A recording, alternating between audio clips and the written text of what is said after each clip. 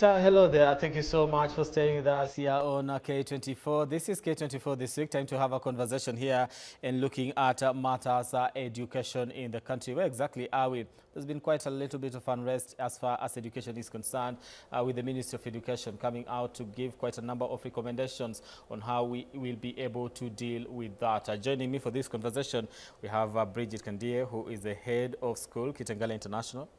Yes. How are you? I'm good. Thank you so much for making time. Thank you so much. And welcome to K24. Good. Mm. My next guest is, if I don't say it right, kindly do. It is Lionel Tinega, who is an educationist and, of course, executive director at Digital Africa. I got that right? Yes, you Good. did. Thank you so much. I need some clap because I was struggling. I didn't know I'm going to get it right.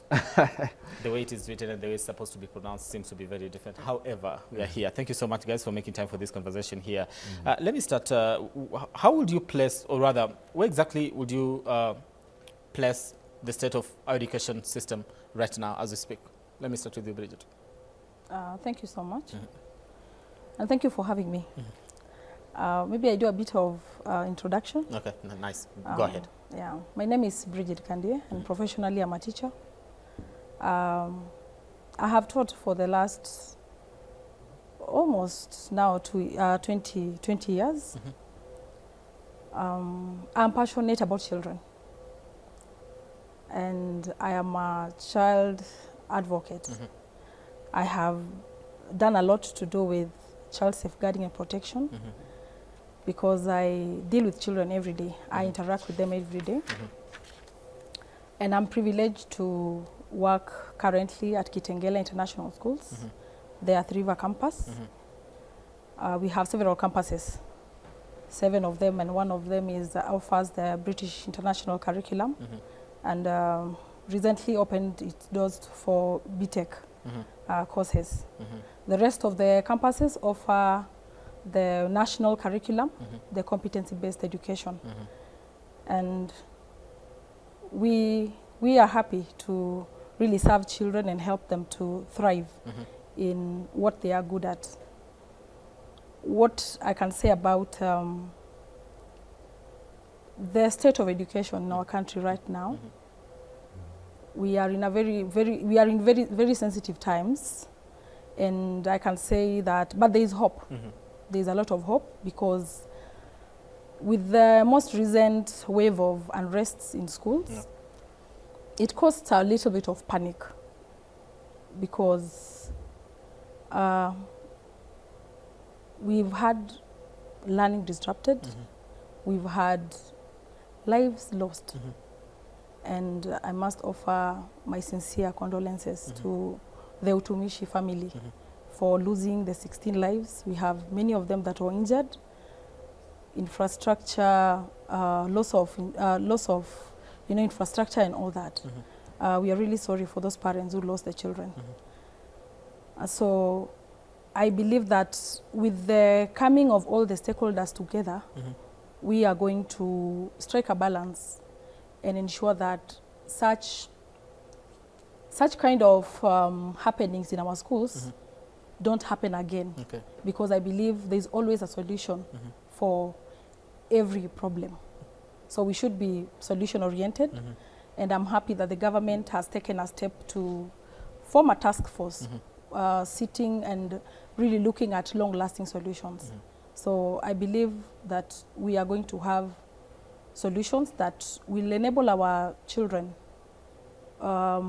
be calm at school, feel peaceful and secure.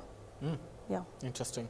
Lionel, there's some question I'll just pose to you. When you look at the current state of education, what we've witnessed in the country, how do you describe it yourself? I think the education system in Kenya is quite interesting. I think we're in a very interesting moment where it was needed. I think it's part of the revitalization of life that is needed within the education system. It's something that had to happen.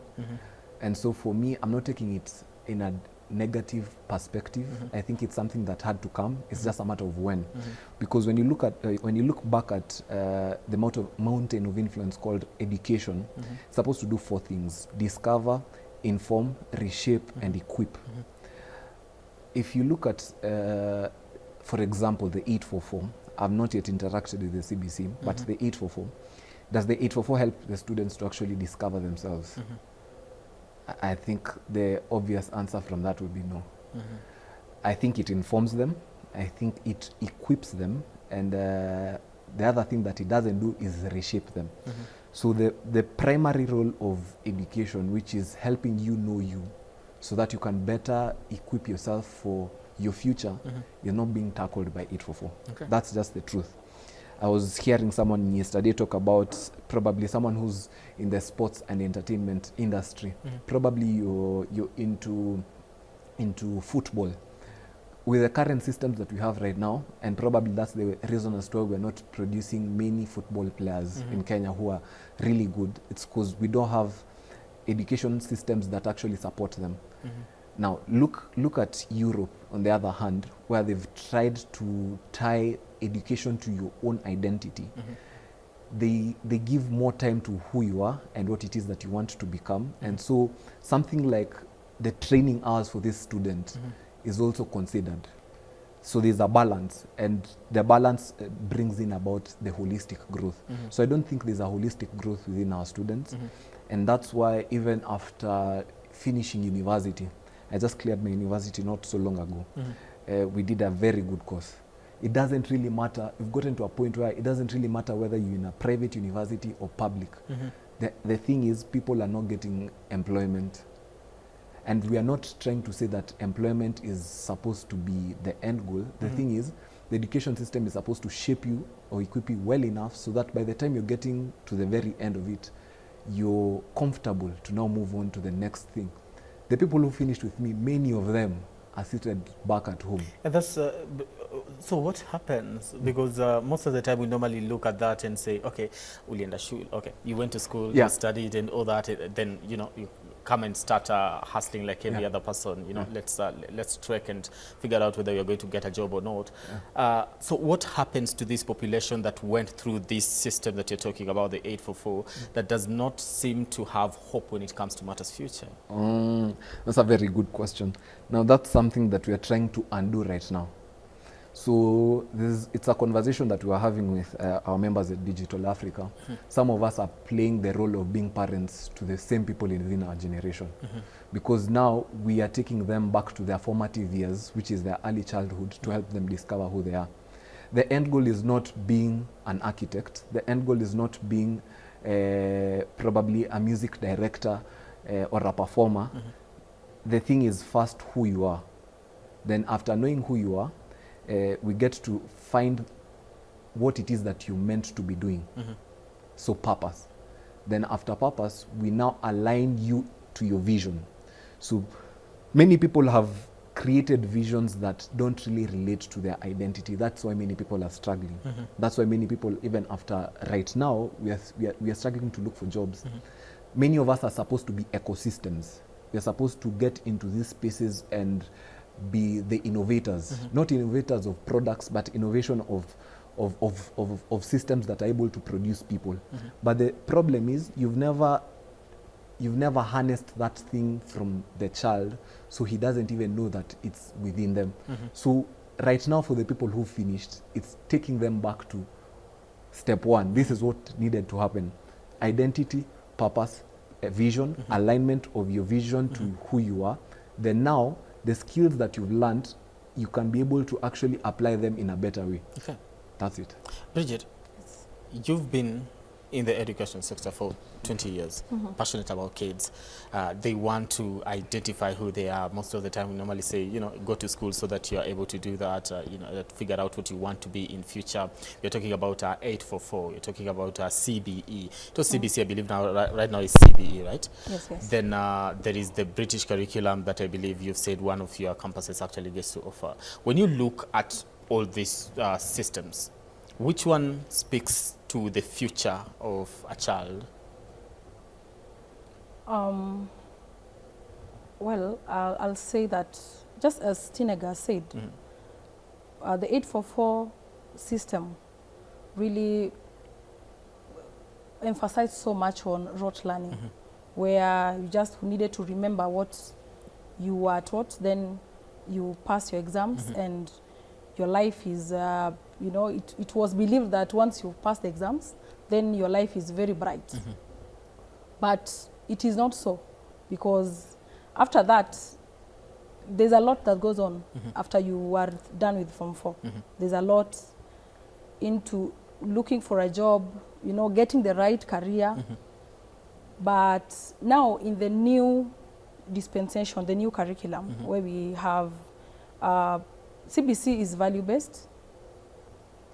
It helps learners to really build their competencies.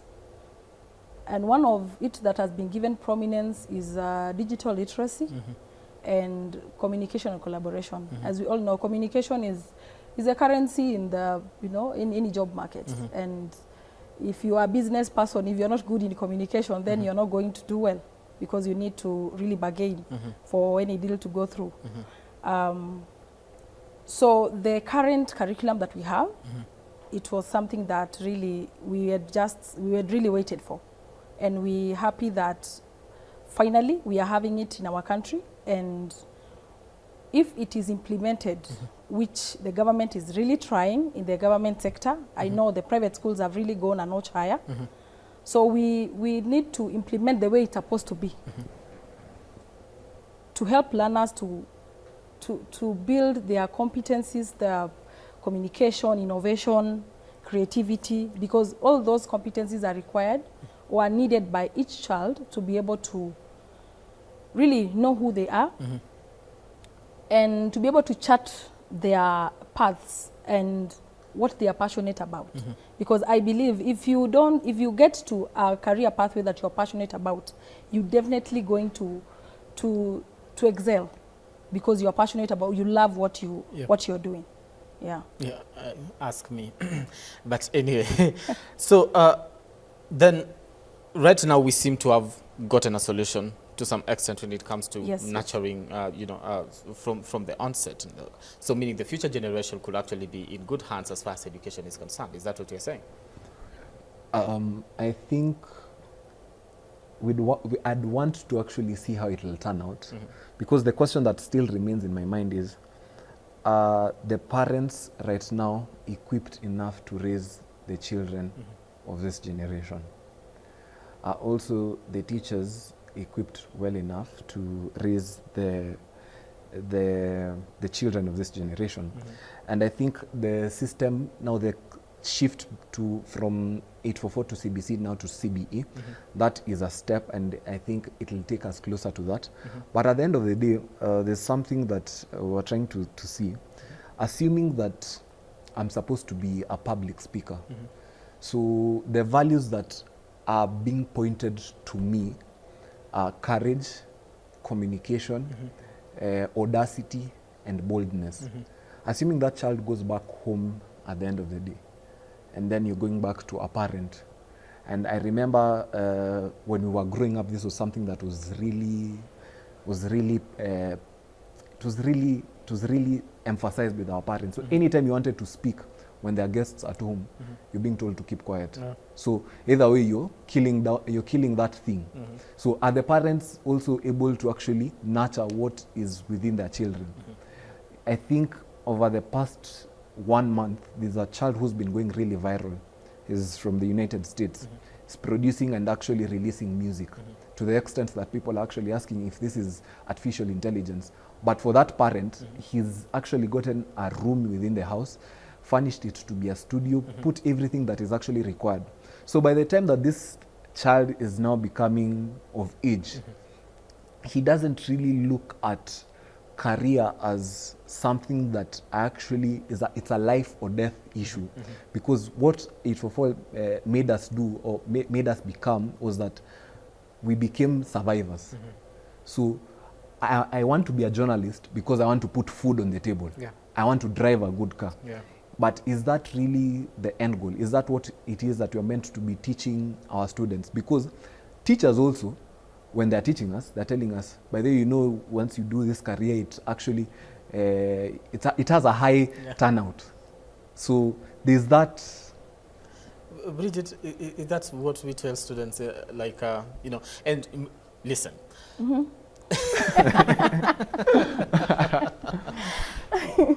There are certain careers that we've put so much emphasis on that are, you're supposed to become a doctor, you're supposed to become a lawyer.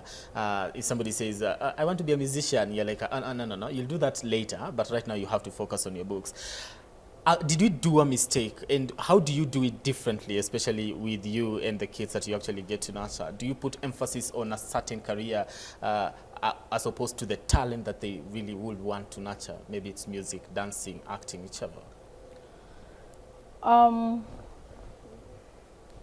want to say that with the CBC curriculum, the CBE curriculum, there's something called parental engagement and parental involvement in education. And this is one thing that is new in this, that differentiates between the CBE and the 844. So just to answer Tinega, there's a provision in the curriculum that encourages schools to involve learners, to involve parents in the day-to-day activities of the school and their children, such that there are projects which we call authentic tasks, where parents, or there are tasks that children are sent with home to go and ensure that the parent is present, either taking a video or supporting the child come up with that project and send evidence to the teacher that they were doing it together with the parent. We also have parents forums that have been encouraged so much, like that is what we do. We have many parental forums, and not just forums, but meetings, one-on-one meetings with parents, just to talk about the interests of their child. And one thing again, apart from parental involvement, there is individualized attention that is supposed to really be very paramount. Because as we go to class, we are not teaching a class, 40 students. You are teaching each and every learner. Each and every learner. Yes, in the class. So, which is different from what we used to experience during the 844 system. Yes. You are being taught as a class, graded as a, as number one, number two, number three, until, for example, the school that I went to, if you come to class at the door, that is where number one is seated.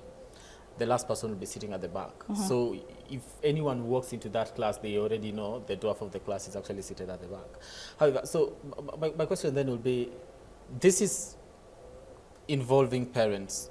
However, are you getting positive feedback from them in terms of wanting to be present? Because you are dealing with a society where parents most of the time always say, oh, wanafungwa shule lini, they need to go back to school because they need to deal with their teachers. Some feel a little bit tired, especially during the holidays, to be hanging around kids is too much for them. And right now you want to involve them directly and say, by the way, you need to be very much involved when it comes to these activities that you're actually giving your child. What is the response that you're getting from teachers most of the time? Is it positive or is it a struggle? Oh yes, the response is positive. So far, so good. I know there are challenges here and there because we are looking out to to pay bills in our homes.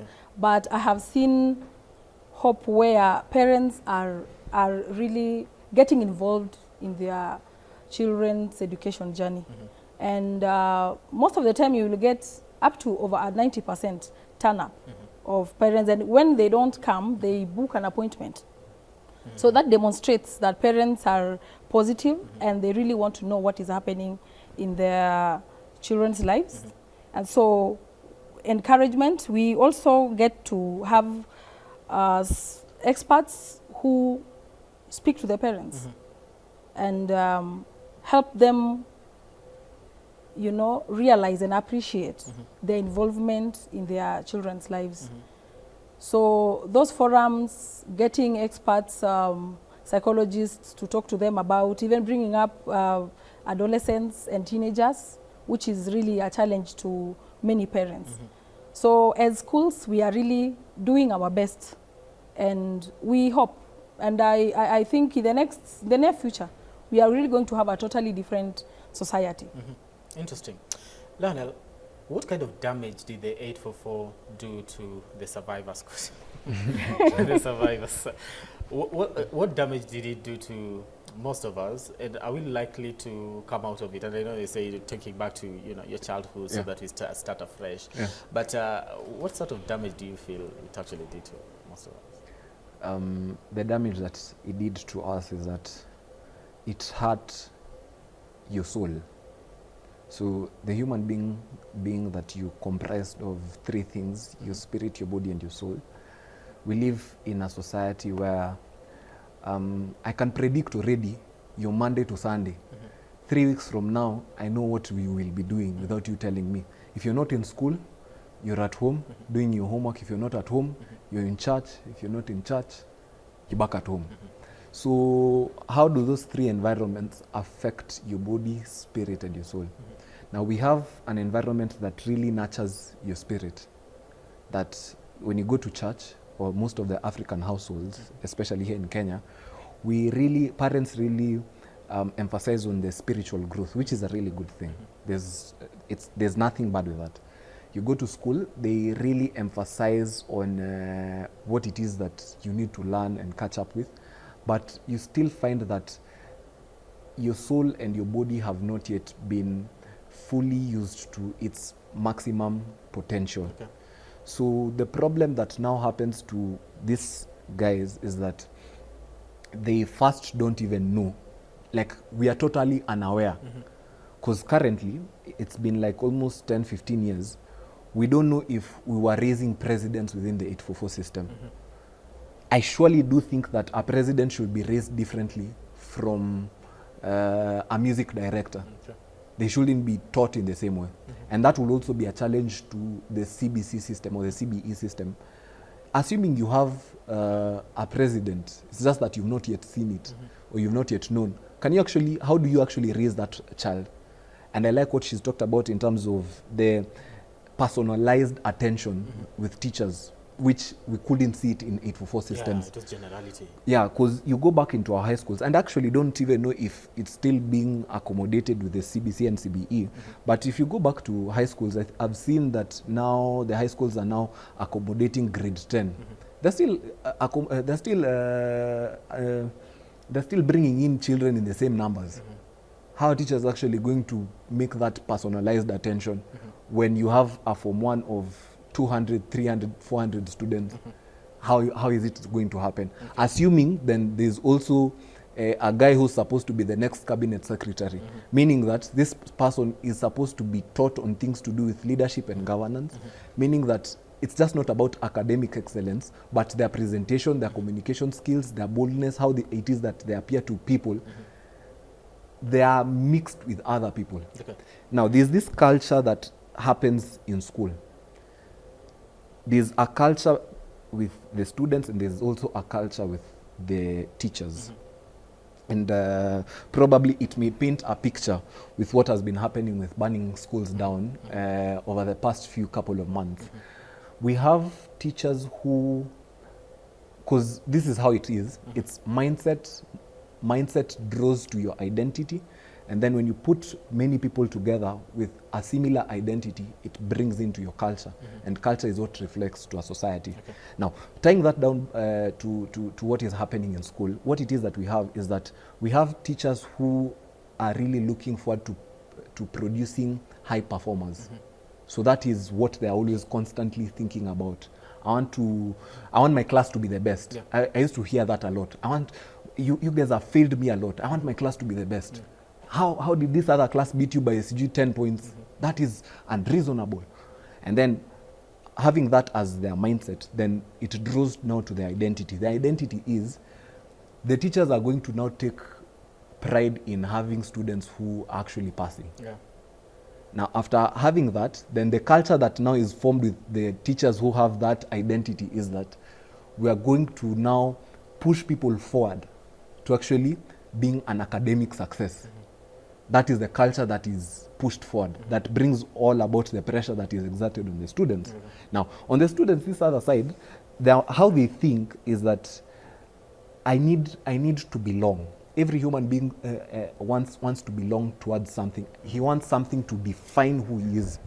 So the student looks at it from the point of, if I pass, then I become number 1 in my class, number 2 in my class, or number 3 in my class, I start seeing myself as an academic giant. That's what they're thinking about. Okay.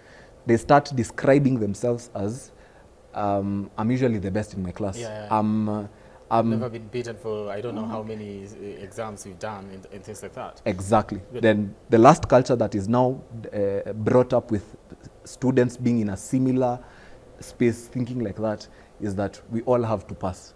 There's that pressure that now comes to them because it is fully being exerted from the other side. I have to have an A. Exactly. If I don't have an A, then I failed. Exactly. Bridget, and we'll discuss some of the things that he's mentioned, quite a number. However, I want to come to the issue of personalized attention, considering the ratio of a student to teacher. Right now, we have a different system that we have to make sure that Lionel, Brian, each of these particular students has, personalized attention so that they are able to live up to their full potential, as opposed to trying to group them together and forcing them to compete for the same thing, and maybe they have different interests. Right? He mentioned and said, you are raising a president, should be actually raising him different the way music directors should be raised. How do you ensure you have that? I've seen recently a school doing quite a number of political activity. I don't know, does that happen with your school? And how do you spot and say, okay, now this one can be a very good politician. Let's not make him a rogue politician, but a very, a politician with integrity to some extent. Well, in the CBE curriculum, that has really been,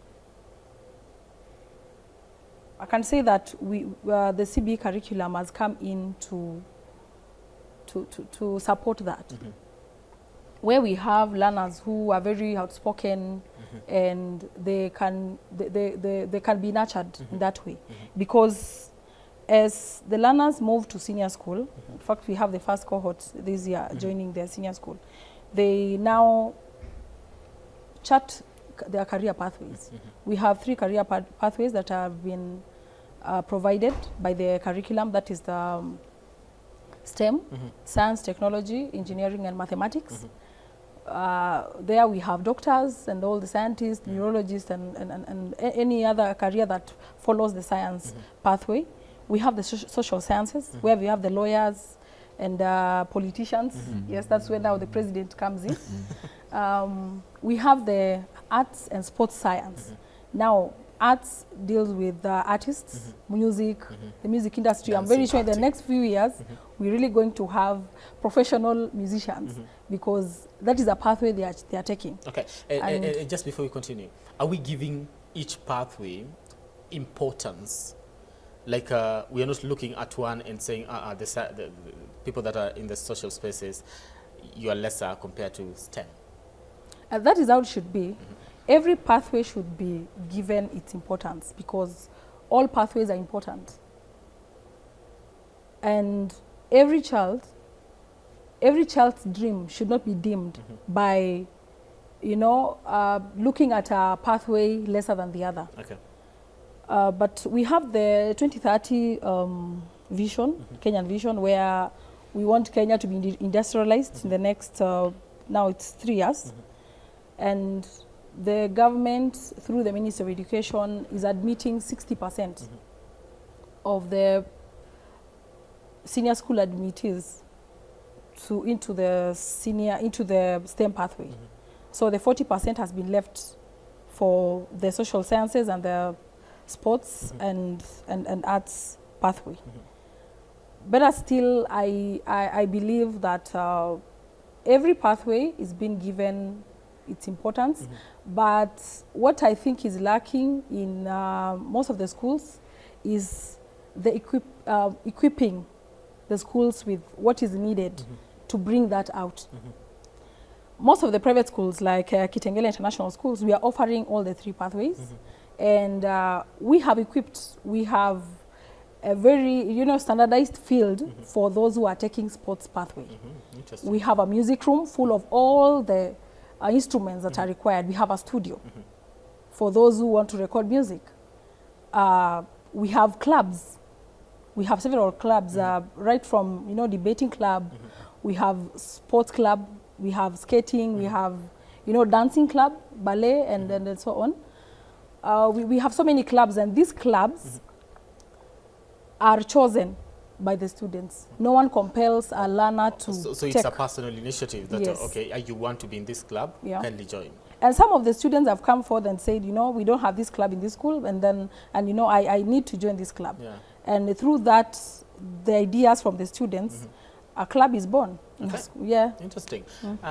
Let me touch on the confidence aspect, whereby initially he had mentioned that at home you have somebody that is, I don't want to call it loud, but confident. However, most of the time you'll be shut down until keep quiet, you know.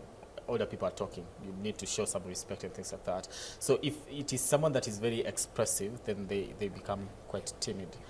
Right now, you say this particular curriculum encourages what you're witnessing right now, people campaigning, debating, Yeah. and all that, which is very impressive. So how do you make sure that you encourage this kind of confidence, especially among students, but at the same time, balance something that we call discipline? Discipline, yeah. Because it could be, it's a thin line. Somebody could be expressing their mind and be very insulting, thinking that they're actually expressing their mind while they're being very disrespectful at the same time. So how do you express yourself, be that confident, but at the same time, very, very disciplined in this generation? Well, as a teacher for so many years and as a school lead for the few years I've been, I believe that the class is as good as a teacher, just as, and the class, the teacher is as good as the students. At the same time, the school is as good as its head, and vice versa. Yeah. So, what schools are supposed to do, and this is what we are doing, is to build teachers' capacity. To ensure that teachers understand that children have varied interests and abilities.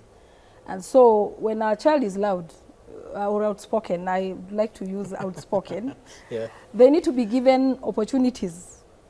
And we have opportunities in class during lessons. They should need to be given space to speak. We have times when school come together during assemblies. We have pastoral programs. We have guidance and counseling and so many other meetings that are in school. So these children who are outspoken can be given opportunities to really speak out and, you know, be lauded because of what they have said and how they have said it. So one way is to encourage the teachers to know that, you know, we grew up where if you are loud, then you are a noisemaker and you are branded. Yeah. So no branding of kids. Okay. That is who they are. And we need to help learners to be who they are, not pretending that they are quiet, yet they are not. So the environment in the classroom is key. The environment should be in such a way that learners are able to express themselves without fear of intimidation or being branded that they are too loud and they are noisemakers. Okay. Yes, and of course providing activities and platforms and opportunities that enable them to use and really nurture that talent. Okay. So it is the teacher who can bring out that. Interesting. And secondly, sensitizing the parents.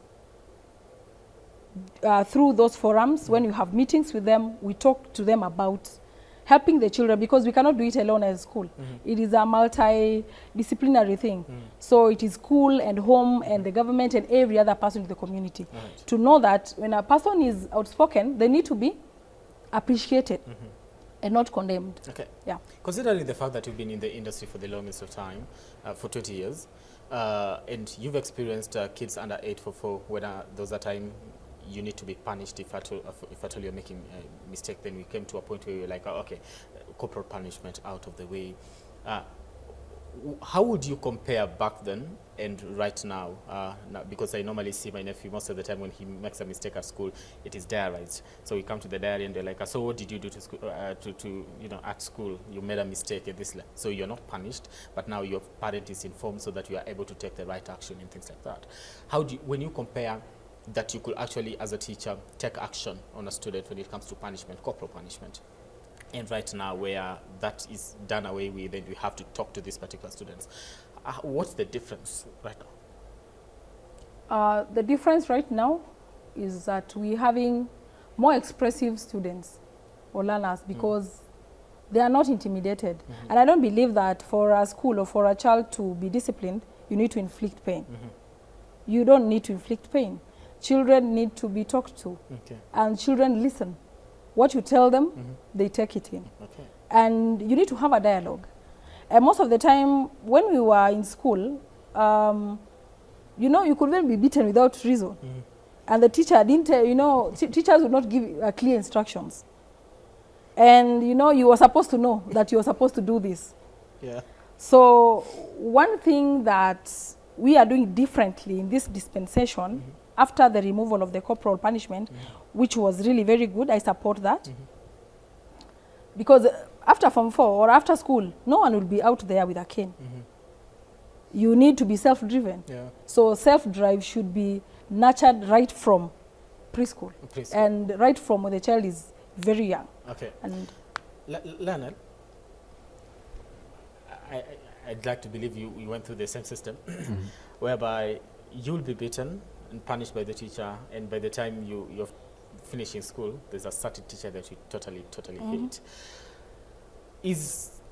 Did that in any way contribute to the unrest that we've witnessed in the country for the longest of time? Because this unrest has not started recently.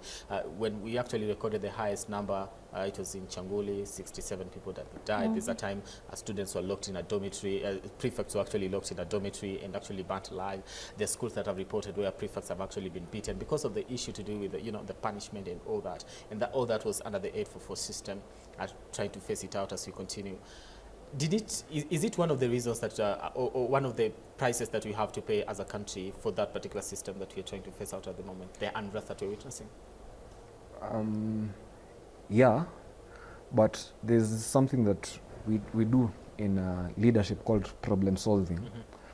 And there's a framework with 7 steps. The first step, which is the most important one, says define the problem clearly. I think that's not the problem. That's a symptom.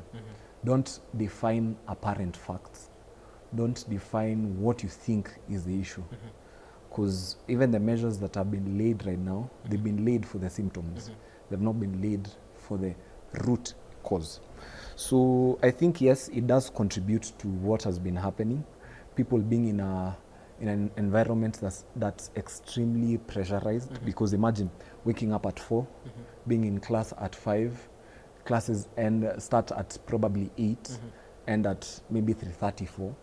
You have an evening prep all the way to 9:30, and then you're told to extend to about 10:30, 11. So this student has from 11 to about 4 a.m. to debunk everything, process what you've been learning, soak in everything, do the assignments, revise for the coming exams. At the same time, understand yourself and know what it is that you're meant to become. So by doing so many things at the same time. By doing so many things at the same time. And I'd challenge you to actually go and look at those calendars. They're too much. They're too much. Because I went to Light Academy, and within the same campus, we had Light Academy, IGCSE. A question that we used to ask ourselves many of the times is, why is it that these guys have so much time to even go to the field? And for us, it's back to back to back to back. Even on Sunday, the day that you're supposed to be resting, there's no one who's going to come and give you a schedule, but you'd automatically know that, wow, I just have to prepare myself. So yes, it has contributed significantly to what these things have come, but that is not the issue. That is a symptom. That is a symptom. Yes. What is the issue? Again, the issue is simple. The issue is identity. Identity. Everyone of us is seeking to know themselves, or is seeking to belong. You're seeking to have a definition. You're seeking to know who you are. So when you're placed in an environment that does not help you know this, then it's that. Imagine you in school for that. Then when you come home for the holiday, I see they usually have 3 weeks holiday. For the 3 weeks, again, your parent is looking for tuition. I feel like it's supposed to be quite different. Quite different. I like what she talked about in terms of the clubs and the societies that they're forming right now, because it's raising awareness about what we can do more within the Kenyan economy with the people that we have, because we've over-exalted certain areas, e.g. STEM and probably public health services. Those are the things that we've over-exalted. But I'd challenge people to think about something like trades and manual labor. Imagine if you've raised a son or a daughter who's able to make, right now we are sitting on seats, who's able to make chairs, who's able to make furniture for kings. And before, if you want to actually buy it, he comes and tells you, this clothing was, probably gives you a short history about it. I have a friend who's doing the same. He's opened a fashion company, and he's doing this. And before he sells you the clothes, what he tells you is, first, this is linen. He gives you a brief introduction of what linen is and the room that you're going into. So today you're going for an interview, yes? Yes. He tells you that this is the one that will make you look better. Just not wear the clothes and you look nice. So you know exactly what you are wearing and why. Exactly. You know what. Exactly. You know what you are. Because people are in. It's a form of identity crisis. And so ask any person, who are you? Don't tell me your title. I know you're a journalist. Who are you? Tell me that probably.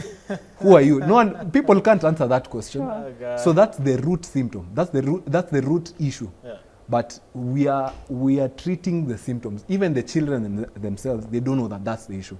But until the point that you actually start sorting out those things is when they feel that they are belonging and they feel like they are more relaxed. Okay.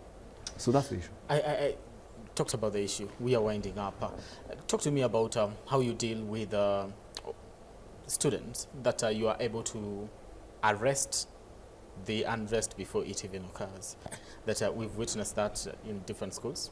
You understand what the students are going through, and we don't want to get to a point where we are facing rebellion from our very own students. Instead, we need to deal with those particular issues before they become something that we cannot really control. How do you deal with that at Kitengela? Thank you so much.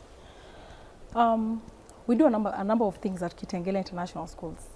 One, we have morning check-ins. It might sound very simple, but it really helps a lot because the teacher comes into the classroom to just check your welfare, the learner's welfare. How are they doing? And there's one thing that we usually say, as a teacher, you have the third eye. Looking beyond the face of the child. Because you can always tell a child who is troubled, a child who is stressed or in distress. Ask them, are they sick? Just ask very simple questions. And from there, you'll be able to know and measure even the happiness rate of the kids in your class. And when you identify an issue, then there are channels. We have what we call we take so seriously matters of child safeguarding and protection. And we have a policy, a child safeguarding and protection policy that helps the staff to support the learners' well-being, to be able to provide the right environment for them to thrive. And so there are reporting structures. When a learner has a problem, when a teacher realizes that there's an issue somewhere, who do you report to? How is it handled? So the reporting structure is very clear and everyone in the school knows, including their learners. So in case of any issue, it is we take it, we do emergency meetings to be able to resolve the problem. Yeah. And when the problem needs the attention of the parent, we invite the parent to school and have that conversation. Okay, our teachers have several trainings, child safeguarding trainings on how to, handle the teenagers, how to really help a learner be who they are. Number two, we have our infrastructure are made in such a way that students have personal space. If you go to our dormitories, the dormitories are very neat, and the beds, you cannot be put like 10 or 15 students in a. And you saw the other day, there were students. Especially at Utunishi. Yes. Yeah. So that also really stresses students, because if you are overcrowded, and so that means the resources are also very stressed. They are also stressed or stretched. And so it will be about survival for the fittest. Yet we are supposed to nurture them and give and provide for them what they need, because they are children. All right. And child safeguarding states that children should be provided basic needs without any strain. So when that is not catered for, then it brings about irritability and children not feeling safe in school, because when a child is in class but thinking about, will I get food or will I miss food? All right. Now you get our buildings. We have the safety manual that was released by the government in 2022, and if you came, all our buildings are aligned with that, whereby we have all the windows are grille-less, the doors are opening outward, and we have fire extinguishers everywhere, just in case there is anything of that sort. And of course, the students... Do you conduct... yeah, that's what I wanted to say, that the students and their staff are taken through fire drills. Annually or termly, we get to really help or have those trainings so that we know how to use them, because you could be having a fire extinguisher, but you don't know how to use it. Okay. Yeah. Interesting. Nice to know that there's some schools that are actually taking that seriously and not waiting for a disaster to occur for us to be able to now step in. 30 seconds as we end up conversation. Your final remarks on this. Final remarks. My final cue. The two important days to a human being: the day that you're born and the day that you realize why you were born. So the sooner someone gets to understand why it is that they are here, it gives them some sort of relevance and something to chase after in life. If you identify that later in life? If you identify later in life, I think you're at the risk of doing so many things before getting to that thing that you're meant to be doing. Okay, interesting. All right, thank you so much. Bridget Kandiye, who is the head of school at Kitengela International, much appreciated for your time. We also have Lionel Tinega, who is an educationist and, of course, executive director at Digital Africa. Much appreciated for your time here to have a conversation on the state of education in the country, and, of course, what we are best on what we have witnessed recently as far as school unrest is concerned. What exactly should be done, and is our system really supportive of what the future should look like as far as careers are concerned and safety? All right. My name is Brian Amuai. Let's do this again when God says we do.